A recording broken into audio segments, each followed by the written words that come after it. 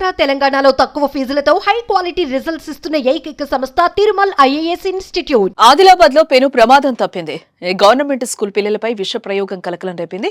జిల్లాలోని ఇచ్చోడ మండలం ధరంపురి గ్రామంలో గవర్నమెంట్ స్కూల్లో ఈ ఘటన జరిగింది.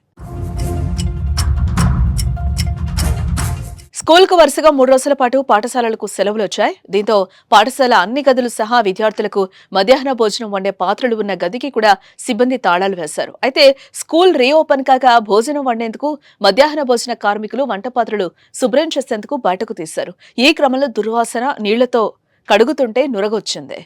అప్రమత్తమైన కార్మికులు విషయాన్ని వెంటనే ప్రధానోపాధ్యాయుడు టీచర్లకు తెలియజేశారు.